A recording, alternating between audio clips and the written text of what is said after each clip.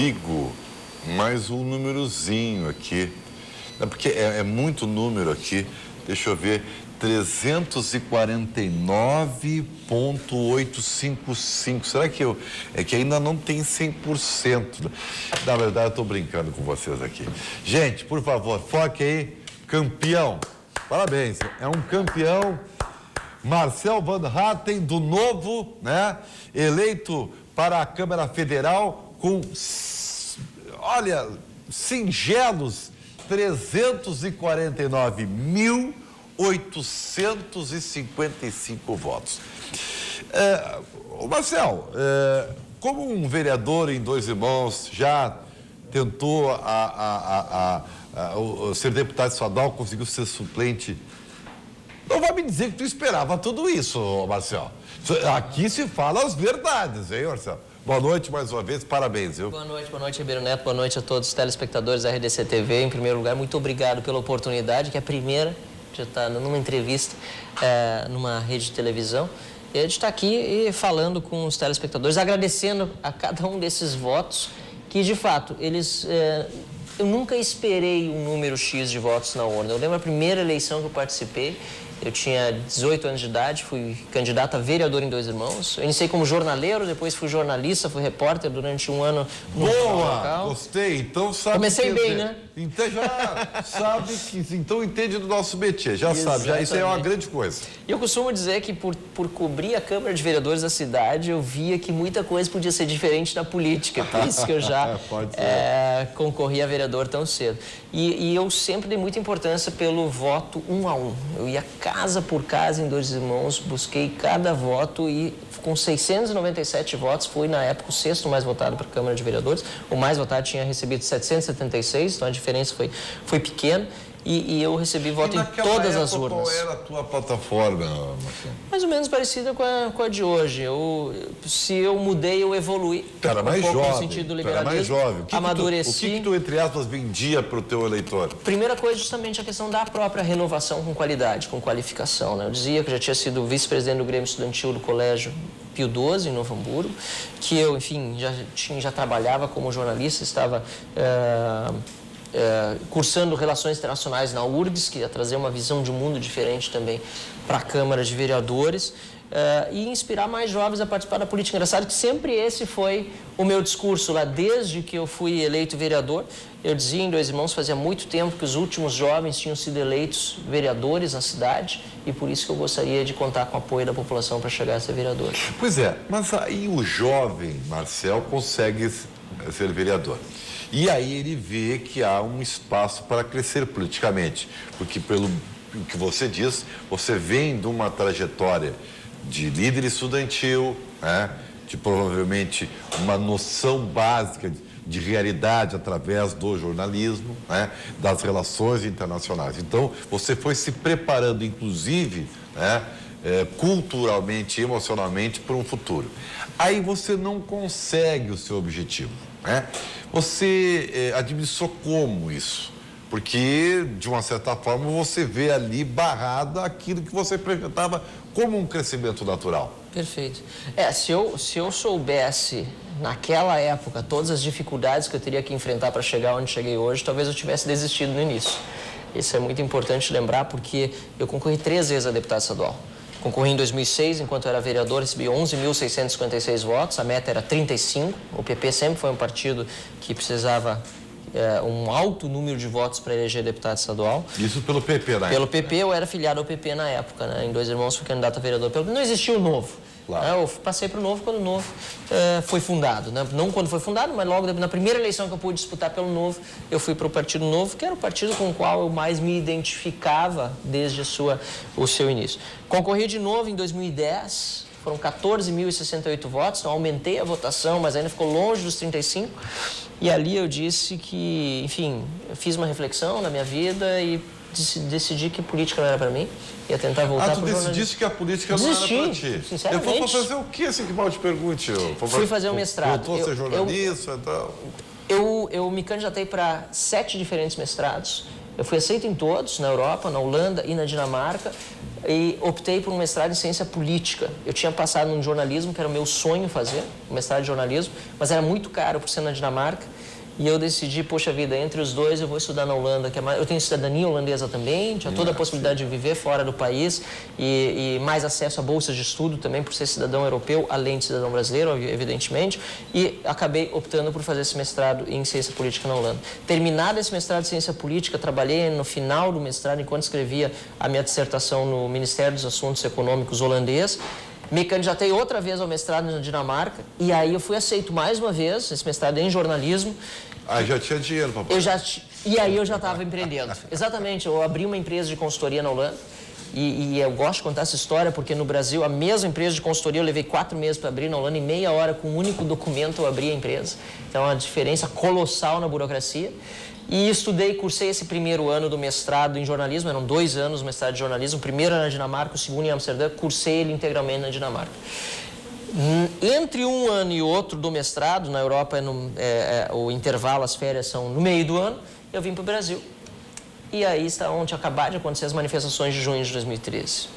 E veio o convite, a pressão, chame como queira, de amigos, não dos mais próximos diziam, não te mete mais em política. Mas assim, tu tava meio que adaptado. Totalmente. E uma vida segura, encaminhada e projetada lá fora. Falo holandês, sou filho de holandês. Você é irresponsável, você voltou pro Brasil. Teve um apoiador na época que disse... Que sangue político esse aí. Teve um apoiador na época que até hoje é apoiador meu, numa conversa comigo, quando estava decidindo se voltava ou não para o Brasil para concorrer, ele disse, bom, se você voltar para concorrer, ou você é louco para participar da política, ou você é ladrão. Ficou comprovado que eu não sou ladrão. Então, provavelmente, eu sou louco. Mas foi isso. Eu voltei, fiz uma campanha de princípios e valores, usamos muita rede social. A rede social ajudou bastante. Eu digo, o Partido Novo, a minha trajetória não é uma trajetória de rede social, não é virtual. Aí você volta para o Brasil. Sim. E decide que vai recomeçar politicamente, correto? Certo. Muito bem. É nesse momento que você vai para o Novo? Não, porque o Novo não existia. O Novo passou só a existir, eu voltei em 2013. Aí você participou do Novo como partido só em 2015. Isso, eu continuava no PP.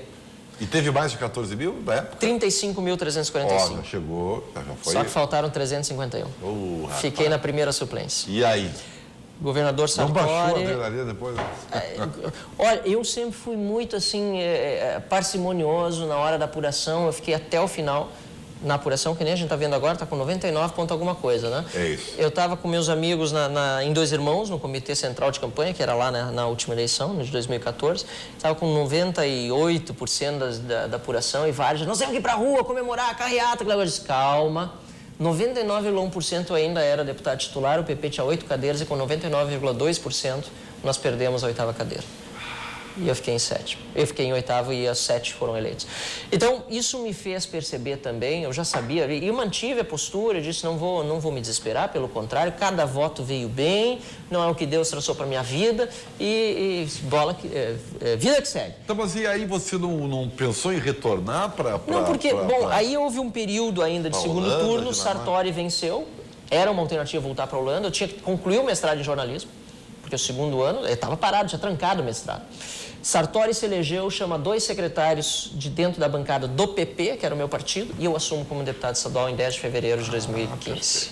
E aí eu fico na Assembleia. Mas eu gosto de mencionar essa história porque aí o eleitor percebe que cada voto é importante. Por 351, 1%, eu não entrei.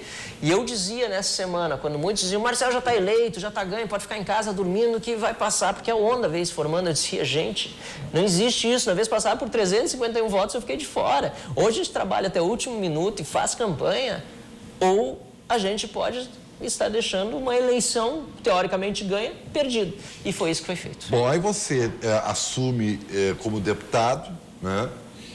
E aí que você muda de partido? Não, porque o Partido Novo ainda não existia. 2015, o Partido Novo é novo mesmo. Ele começou na cabeça do João Amoedo ali por 2009, 2010. Ele reuniu 180 pessoas em 2011 que fundaram o Partido Novo, fizeram um estatuto e tal, que é muito avançado para termos de democracia brasileira. O Novo não usa dinheiro público, nem para se manter, nem agora para financiar a campanha. Só aceita filiados que tenham ficha limpa, não permite mais de uma reeleição para os cargos que são ocupados. Um vereador eleito pelo Novo pode reeleger-se uma vez, não uma segunda, e faz processo seletivo dos seus candidatos, entre outras coisas. Foi fundado em 2011, mas precisavam ser coletadas mais de 500 mil de assinaturas para que o partido fosse validado pelo TSE. Porque, na verdade, os partidos políticos formam um clubinho, um cartelzinho que há em Brasília. Nós achamos que temos partidos demais no Brasil. De fato, tem 35 partidos políticos, mas nenhum deles praticamente nos representa. E o que eles fazem? Eles dificultam a criação de novos partidos que sejam originários da sociedade. Porque é preciso recolher mais de 500 mil de assinaturas, das quais 0,1%, meio milhão é 0,5% do eleitorado brasileiro, então varia de ano para ano, né? E 0,1% do eleitorado de cada um de 9 estados diferentes da nação. E o João foi atrás das assinaturas, muitos voluntários do Novo trabalharam e só em 2015 o partido foi autorizado a funcionar pelo TSE. Eu já era deputado pelo PP, naquela época estava no mandato, não podia trocar, perderia o mandato. Apoiei vários candidatos do Novo a vereador aqui em Porto Alegre, por exemplo, que concorreram. E também apoiei candidatos de outros partidos, que eu sempre acho que, mesmo dentro dos outros partidos, eu era do PP na época, inclusive, é preciso que haja renovação interna. E depois que eu já estava ao final do meu mandato, tem respeito aos eleitores que votaram em mim, sabendo que eu estava no PP, no final do meu mandato, já saindo da Assembleia Legislativa, anunciei que estava passando para o Partido Novo de uma forma muito respeitosa e preservando muitos amigos no PP. Vários amigos do PP disseram hoje que votaram em mim nessa eleição para deputado federal. Isso me deixa muito orgulhoso. Bom, então nós chegamos agora ao momento mais importante. É saber se você sabe por que você teve... Será que não aumentou mais um aqui? 349 mil, até agora, né? Ainda pode aumentar o preço. 349.855. Você tem noção de quantos votos é isso? Você tem ideia do que é isso aí? Sinceramente, eu ainda estou... processando toda essa informação.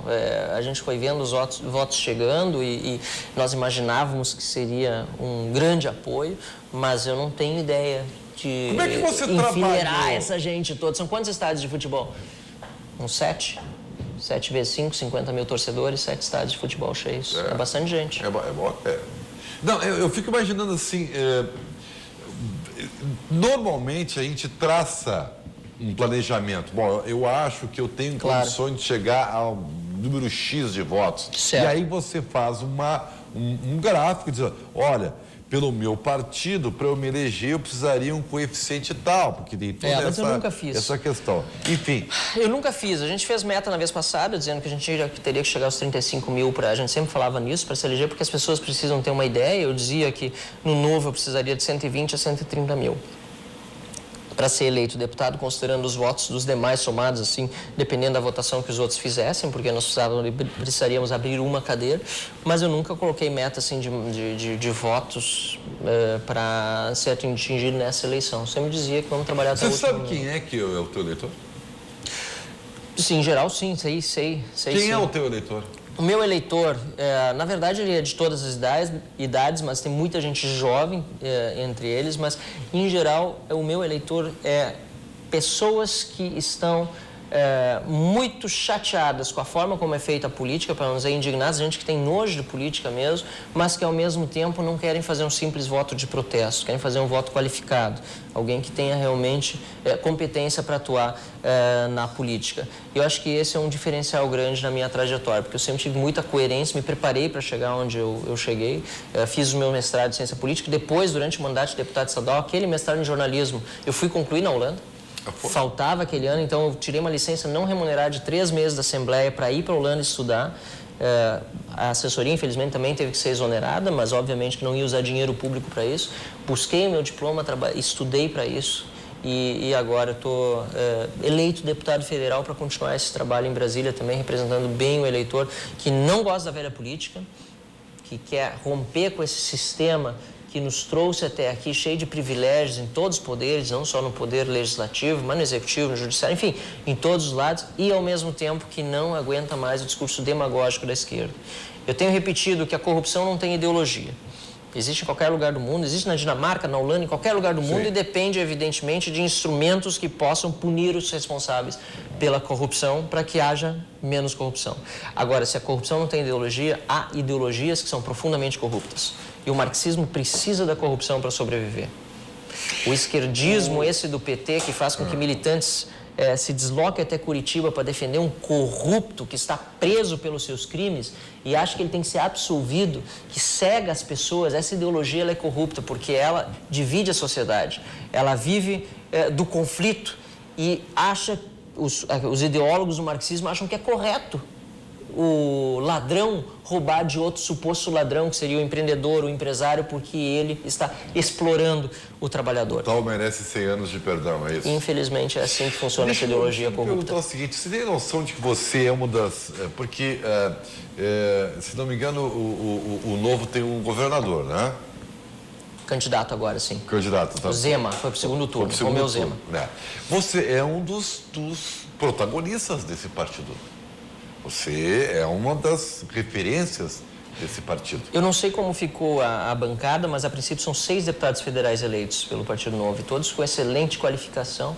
Então, creio que somos em Brasília, na Câmara dos Deputados, se os 6 estiverem eleitos somos 6 protagonistas lá. Deixa eu ver aqui do Rio Grande do Sul. Né?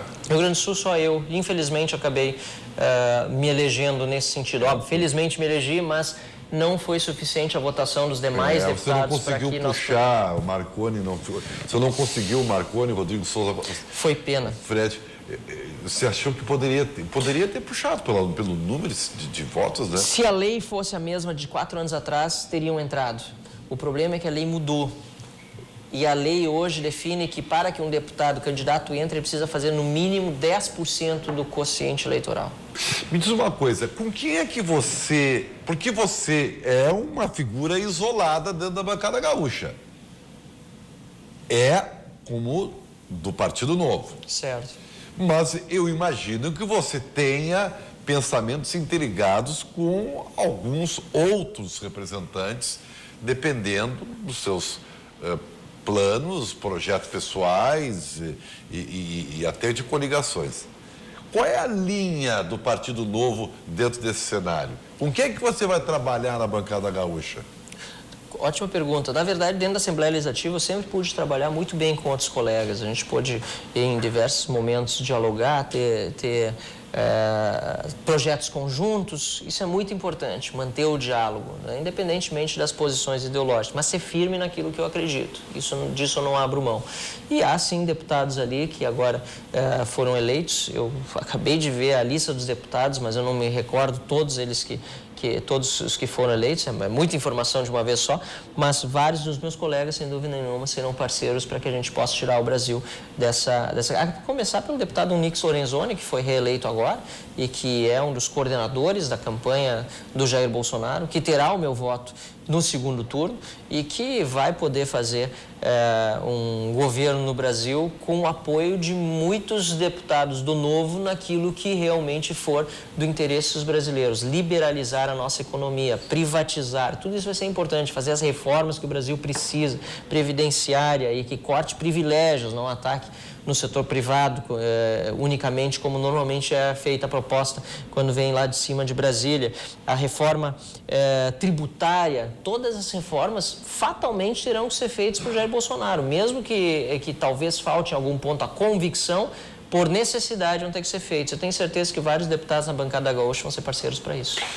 Marcel Morratti, qual é a câmera do Marcel aí? Essa aqui. Eu tenho olhado. Muito bem, você que é mestre em jornalismo vai me entender. Né? Você sabe que às vezes o jornalismo vive de exageros, né? Manchete, lead, coisa e tal, né? Vamos lá. Então você vai estar acostumado. Eu estou utilizando a Câmara da Verdade porque quando você abre o voto a Bolsonaro, você evidentemente está sendo coerente, né? Porque há essa polarização, né? Há uma linha liberal e uma linha mais ideológica. Tá bem, é até meio óbvio. Só que aqui no Rio Grande do Sul, Os seus quase 350 mil votos são muito importantes e podem decidir uma eleição. Você vai apoiar Sartori ou Eduardo Leite? A Câmara da Verdade para Marcel Van Hatten. Eu, inclusive, vim conversando na vinda para cá, o vice-governador Cairoli me telefonou para congratular pela eleição e eu disse a ele que Sartori poderia contar com meu voto no segundo turno. Então está. Foi sincero e abriu o seu voto. Sem dúvida. Eu apoiei. Editorias aí podem dar essa informação aqui. Em tá? primeira mão aqui na RDC TV. Aliás, eu apoiei e muito o nosso candidato Matheus Bandeira, que fez muito bonito o Partido Novo. Lastimavelmente, não pôde participar de alguns debates que foram promovidos. A legislação feita pela velha política acaba fazendo com que isso ocorra. Uma pessoa qualificadíssima que deu uma enorme contribuição para o Partido Novo e que eu faço questão de ressaltar aqui. Matheus Bandeira foi meu candidato no primeiro turno e me representou muito bem. Também quero ressaltar que essa posição que eu estou falando do Sartori aqui para o segundo turno, ela é uma posição minha. O Partido Novo não decidiu ainda, tem gestão separada dos seus candidatos e dos seus mandatários e nós vamos, obviamente, conversar ainda a esse respeito nos próximos dias. Bom, primeiro, parabéns pela sinceridade, parabéns pelo seu histórico, parabéns pela sua vontade de ser uma pessoa diferente, porque a história que você contou aqui, ela é maravilhosa. É uma pessoa que quis se preparar para chegar aonde chegou. Parabéns pelo número de votos, saiba que terá muita responsabilidade, porque você representa muita gente, né? E isso aí é um peso grande, né? Às vezes a gente não consegue fazer tudo o que quer, mas tem, no mínimo, não aumentou aí? Não. 349.855 pessoas que estão acreditando em você. E para terminar, descontrair um pouquinho, como é que um jovem de 32 anos comemora uma eleição dessa? Vindo da entrevista da RDC TV, passando antes do Brasil Paralelo, atendendo o telefone de todo mundo, mas agora a gente vai para o nosso escritório central de campanha, nossa equipe, a quem, aliás, eu agradeço muito, equipe super profissional que ajudou e que, apesar de jovem, muitos fazendo campanha pela primeira vez e integrados numa equipe que está comemorando o escritório central junto com muitos voluntários lá também, estou indo para lá agora. Deixa eu ajudar. Com chopp, aliás, também, pela minha sinceridade, preciso dizer. Claro. Então, tem chopp lá. Para terminar, deixa eu ajudar as editorias que estão vendo aqui essa entrevista na RDC TV. Vamos dar um ping-pong, tá bem? Tá bem. 32 anos. Signo? Eu normalmente digo, não tenho. Não acredito. Não tenho, não acredito, mas sou escorpião, mas não tenho. Time de futebol? Eu não acompanho futebol tampouco. Não gosto de futebol? Gosto de futebol, assisto... Você é que nem eu, imparcial, é isso? Não é que eu seja imparcial. Bom, nesse momento, simplesmente não, eu perdi o interesse pelo futebol e vou revelar então por quê. Minha mãe é paulista, eu fui palmeirense, porque meu tio falecido era do Palmeiras, eu era muito jovem, tinha 8, 9 anos e era fanático pela coisa. Eu ia chegar aqueles jogos Grêmio e Palmeiras da Libertadores, por exemplo, que deu lá na época dos anos 90. Sim, depois que o Palmeiras foi eliminado, acho que foi 5-1 na volta. Ainda bem que 5-0, acho que na primeira foi 5-1. Você fez muito bem em não contar essa história antes da eleição. Não tem problema, a pessoa sabe que eu sou sincero. Eu ia para a escola de camisa do Palmeiras para enfrentar o pessoal. Então, eu não, depois disso, eu perdi o interesse por futebol, assim, local aqui, brasileiro.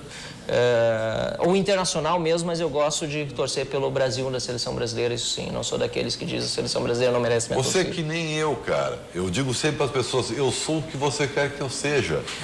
Não é para tanto. Não, eu digo que eu sou da terceira maior torcida do Brasil. É daqueles que não torcem.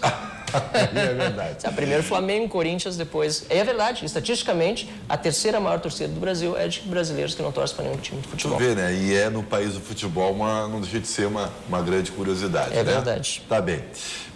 Marcel Van Hatten, né? Um grande abraço, mais uma vez parabéns e muito obrigado por nos dar a gentileza de vir até a RDC TV.